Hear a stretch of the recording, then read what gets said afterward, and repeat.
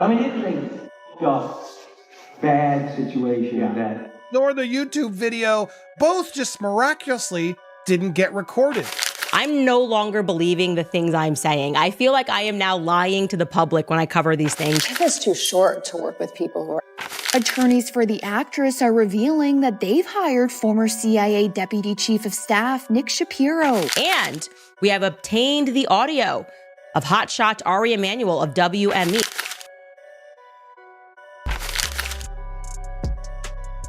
Ryan Reynolds and Blake Lively are known as one of Hollywood's favorite power couples. But now, leaks and legal drama are putting their image at risk. Their feud with It Ends With Us co-star Justin Baldoni has taken a wild turn. Leaked recordings, failed legal moves, and old allegations are making things messy. As more details come out, it looks like Lively and Reynolds are scrambling to control the story. One of the biggest shocks in this drama involves Hollywood super agent Ari Emanuel, CEO of WME, and their representative. He went on the Freakonomics podcast, defended Lively, and mocked Baldoni, calling him baloney. But when the episode was supposed to air, something strange happened. The recording was mysteriously missing, both audio and video were gone. On February 13th, Ari Emanuel was a guest on the Freakonomics Radio Live podcast, where he made headlines for calling Justin Baldoni Justin Baloney. Things got even more suspicious when a journalist leaked an audio clip from the interview. In it, Ari Emanuel admitted he fired Baldoni under pressure from Lively and Reynolds. What's even stranger? This was the only Freakonomics episode in history to mysteriously go missing. Now, people are questioning if this was a deliberate cover-up to protect Hollywood's elite. In addition to the audio failures we had earlier, there was another, even bigger failure. The show had not been recorded, she says. And I didn't understand. I asked her to repeat herself. She said, they didn't record the show. And I still didn't quite understand. I mean, I've been recording stuff for many years now. I was a musician and I used to work in all kinds of studios. This show now for 15 years, we've recorded thousands of studio and live interviews, many other things. And not once have the people responsible for recording just failed to record it. But tonight, that's apparently what happened. I am pretty sure we did do a live show with Ari Emanuel and RJ Cutler and Louis. Just happened. The one show that could land a powerful WME executive in hot water just so happens to be the only show in your entire career that the recording equipment mysteriously malfunctioned. What a coincidence. Take it as... Adding to their growing list of controversies, an old talk show clip of Ryan Reynolds has resurfaced. In it, he makes an inappropriate joke about sexual assault. The timing couldn't be worse. With his and Blake's legal battle already making headlines, this clip has only fueled the backlash. Now, many are questioning his sense of humor, especially with the serious allegations swirling online. Chivalry and, workplace sexual assault. Yeah. I want you to listen to Ryan Reynolds explain to an audience on national television in detail how he sexually assaulted, harassed, whatever you want to call it, Olivia Wilde. So in the scene, she's sitting there and I take her top off, I take her bra off, and she has those pasties on. Right. But she's drawing these adorable little smiley faces on me. And I forget every line in the scene. Not just from this movie, from every other movie I've done. And I don't really know I'm sort of going, I'm nervous, I'm blithering on about nothing. And at some point in the scene, she takes my hands and puts them on her breasts. So they're there, palms are a little sweaty, don't know what's happening. And then at the end of the scene, I'm supposed to take them. And I'm trying not to look at her like a 14-year-old boy who just won the lady lottery. At some point in the scene, I have to take my hands away. And I take my hands away, and I look down at my hands, and there's two friggin' smiley faces. I have no idea what to do. So, the scene is over now. There's 65 crew members around. I mean, there's all these guys. There's like on the jackpot. So what I'm hearing is not only do you peel this lady's pasties off, you cop the look, and then what did you call it? Right, allowed 65 cast and crew members to cop. Ryan Reynolds hasn't responded to the controversy, but his silence isn't helping. The backlash keeps growing, and some worry it could hurt his upcoming film, Deadpool and Wolverine. With public opinion starting to shift, the big question is, will this affect his career? Reynolds is now under a microscope for bad behavior as Boy Meets World alum Matthew Lawrence stated on a recent episode of his podcast that the two had creative differences in a film that they worked on together back in 1998 called Boltneck. News Nation senior story editor Paula Froelich is here with the scoop. Paula, it seems like Ryan can't really catch a break right now with bad press between his wife Blake Lively's movie drama, now this. What else did Matthew share on this podcast? Matthew was pretty explicit. He said, back in the day, and he made sure to say that Ryan was very young and that he has matured since then, but that Ryan did not take criticism very well. And every time he did, he'd just get freaked out and storm off. And now you have to understand, the producers of this movie were Oscar-nominated producers, so they knew what they were doing. However, Ryan in his youth thought that he knew better and in a serious role tried to make it comedic. At one point, even tried to channel his inner Jim Carrey, at which point the producers were like, listen, this is not this. Please don't do Jim Carrey. Please do the role. A bizarrechange.org petition has popped up, demanding Justin Baldoni be removed from SAG-AFTRA and the Producers Guild of America. The petition accuses him of misconduct, but offers no real evidence. Even stranger? It was created under the name Gavin Beck, a fictional murderer from Netflix's *You. Campaign that someone started to try to kick Justin Baldoni out of SAG-AFTRA and PGA, which is Producers Guild of America. It's so disturbing to me, and I clicked on it. It only has 140 signatures, but what I find the most disturbing is that this petition is created by someone calling themselves Guinevere Beck. That is a fictional character, and if you watched You on Netflix, it's a TV show in the horror genre with Penn Badgley as the main character, who is a murderer. He stalks this girl and he kidnaps her. And as far as I remember, he ends up killing her. She's not the only person that he's killing in this TV series. But the fact that the person who created this petitioner is this fictional character, taking that into consideration here, I feel like this is someone who created this that has a very absurd sense of humor. The strange alias has sparked speculation about who was behind the petition. Some think it was a coordinated effort to damage Baldoni's reputation. There's no proof linking Reynolds to it, but this situation shows how Hollywood feuds can quickly turn into public smear campaigns. And the person who sent this to me said, in the email, like, oh, Ryan Reynolds created a petition to get Justin Baldoni kicked out. I don't know if he's the one behind this, but I feel like this is the kind of sense of humor that's typical for Ryan Reynolds. I'm not going to point fingers. I'm just going to say that, who knows? So this petition really wants to kick Justin Baldoni out of Hollywood based on some allegations that has not been backed up by any receipts or any evidence yet. And the person here who wants to hide their own identity, which I think says a lot about this person. Like, why can't you stand up for something about something? If you want to ruin someone's life and career, you can't put your name on it. The person saying that, as a concerned member of the entertainment industry, it deeply saddens and angers me to witness no substantial action against abusers in our industry. The case of Justin Baldoni is a disappointing example who, despite being accused of SH, a co-star Blake Lively in the workplace, still holds membership in both the Directors Guild of America and Screen Actors Guild. Though dropped by WME, it's disheartening to see that the seriality of the allegations doesn't seem to affect his standing in our industry guilds. Trying to build a stronger case, Blake Lively's legal team recently filed a motion to subpoena over 2 years of phone records, emails, and personal data from Justin Baldoni and his team. But the judge shut it down. Baldoni's lawyer, Brian Friedman, argued that Lively wasn't the FBI and had no right to such a broad search in a civil lawsuit. The judge agreed and denied the request.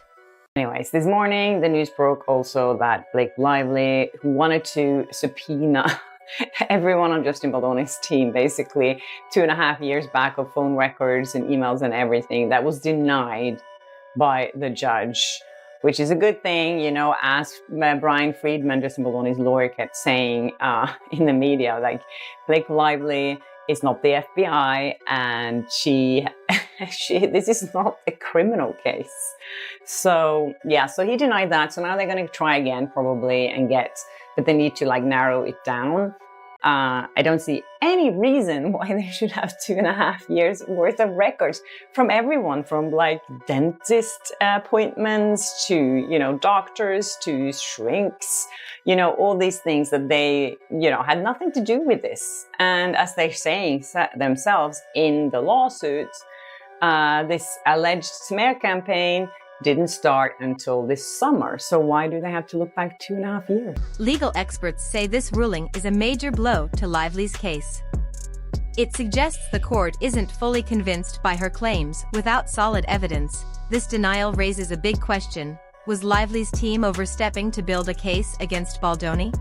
Blake Lively has lost almost 900,000 followers since the Baldoni It Ends With Us drama. Meanwhile, he's gained over 230,000. But wait, I thought this was all because of bots in a retaliation campaign. Here's the problem with that argument. Bots don't unfollow people. If they had actually used bot farms, they wouldn't be making her followers disappear. That's real people hitting the unfollow button. Bots might boost negative engagement, more comments, more views on bad press, but they don't erase nearly 1 million followers. That kind of drop, that's organic. Meanwhile, Baldoni gained 230,000 followers. If this was some bot operation, wouldn't those same bots be following him too? Instead, people left her page voluntarily. Bottom line, if Lively's team keeps blaming bots, they're going to have to explain how AI suddenly developed self-awareness and decided it was over Blake Lively, and so it unfollowed itself. I don't know. Does this have any effect on her lawsuit against Baldoni? I still don't understand the retaliation campaign claim. As the drama unfolds, former colleagues are starting to speak out about Blake Lively. One former co-star from the rhythm section called her rude, dismissive, and unwilling to make eye contact. She continues to say that after 10 minutes, they were ready and we went back in and did the scene a few times. When I went back to the green room, I said to some of the other actors, I don't like Blake. Someone said yes. A few others have said the same. One girl said she was fine with her, and others just looked down at the floor. We had fun with Daniel Mays at the last day. Although it was a violent scene, he kept it very light and made us all laugh and didn't have any lines with Blake. And here comes another story, which is absurd to me. She says that the set was secured, meaning that no one from the outside were allowed onto the set. It was closed off, it was security there, so it was only the actors and people involved in the film. She said here that Blake Lively had a bodyguard with her at all times, and when she was in her fitting room or in her wardrobe, she had a security guard standing outside, and he would also walk with her around the sets. She says here that, I understand if you want to have a bodyguard outside because of paparazzis or fans or whatever. Even when she walked from the set to her own dressing room, she says, still in the same building, he would come down, this security guard, and walk with her. This is just one of many similar stories. Almost no one who has worked with Lively has anything good to say about her. She has never addressed these claims, but with so many complaints surfacing now, people are starting to question what she's really like behind the scenes.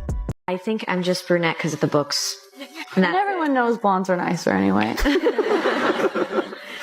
Blake Lively has had issues with many celebrities, both past and present, and you won't believe some of the names on this list. Before Ryan Reynolds and Blake Lively were a thing, he was married to Scarlett Johansson in 2008 before splitting in 2010. Do you know what also happened in 2010? The filming of Green Lantern featuring none other than Ryan and Blake. The filming started in March 2010 and ended in August 2010. People on set said they could feel the chemistry between Ryan and Blake, which which was intense. They were giggly and flirty and had non-stop touching with each other on that set. The crazy thing about this is that they were both in relationships then, with Blake dating Penn Badgley and Ryan being married to Scarlett. Their press tour for Green Lantern clearly showed that Ryan and Blake had something going on between them. Even though they claimed to be just friends, they spent lots of time alone together, and Ryan once said he knew he crossed a line. 3 months after the press tour, Blake broke up with Penn. In the same month, Ryan announced his split from Scarlett, who said Ryan was never home towards the end of their marriage. Both sides have been accused of using social media to their advantage and leaked audio. Ari Emanuel claimed Lively and Reynolds used their huge platforms to sway public opinion against Baldoni. But Baldoni's supporters argue that Lively's team has also been involved in online smear campaigns. So this was all arranged. Okay, so I have to admit, I don't keep up that much on Hollywood. But even I caught wind of the Blake Lively, Ryan Reynolds. Let the record show for those listening at home, Ari just slit his throat. I mean, it's a fucked up, bad situation that Baldoni, whatever his name is doing. And it's an effed up situation. Whatever, Baldoni, whatever his name is doing. Whatever, he's your client. What a scumbag you are. Now, he was your client, too. It's over. Yeah, until I fired him. Right. Did you hear that? I fired him. Yeah, he was. I fired him. Because you didn't even know his name? Like, so disrespectful. You know, just give a little bit of the backstory. It's not really fair. I've known Ryan and Blake for over a decade. They're really... Fans are digging through old interviews, analyzing cryptic posts, and breaking down every new detail. This legal battle has turned into a full-blown war in the court of public opinion. Despite their A-list status, it looks like Lively and Reynolds are starting to feel the heat. Hollywood, successful people work with them. They've never had any bad mojo out there and treated people badly. They kind of are charitable because we help them with their foundation. They give them tons of money away. If what is alleged in her lawsuit that happened on social media, just because she complained to the studio that things were unhealthy on the set, that he was director and this man was the producer. Did you hear what he just said? If these things happened on set, online, after she complained on set, and they did to her what they're being alleged, they're really bad people. If they did it. Notice how he said, if they did it, then they're really bad people. But here's the problem, Ari. That's the whole point of this court proceeding. Did they actually do that? What is Blake and what have you done to save your career and to kill other pieces like this podcast? You didn't even want us to listen. I mean, the hypocrisy here is insane. If more industry figures start distancing themselves from Lively and Reynolds, it could mean a major shift in their Hollywood status. This has gone way beyond a legal dispute. It's exposing power struggles, the influence of social media, and how far people will go to protect their image. Whether Lively and Reynolds are victims or the ones pulling the strings isn't clear. But one thing is certain, their once perfect public image has taken a serious hit, and the public has already picked a side. All right, so everything in the world is just ridiculous. It's pointedly ridiculous, I would say. I mean, I'm no longer believing the things I'm saying. I feel like I am now lying to the public when I cover these things because we're just reaching levels of absurdity that are offending my sensibilities, right? First and foremost, Blake Lively and Ryan Reynolds have hired former CIA agents with a proven track record of lying to the public, gaslighting the public to help her with PR. Also, they moved to do this within the same 24 hours that I started randomly getting attacked for my coverage of Blake Lively. Remember yesterday we talked about The Cut. We're going to speak about that again because that journalist has got some deranged ideas of her own. And then I just found out more about this very interesting background of E.J. Dixon. Also, the judge in Blake Lively's case just slapped down their psychopathic request for 2.5 years worth of every message that Justin Baldoni and Justin Heath and the PR agents have ever sent to everybody, plus location data. We knew that was going to happen.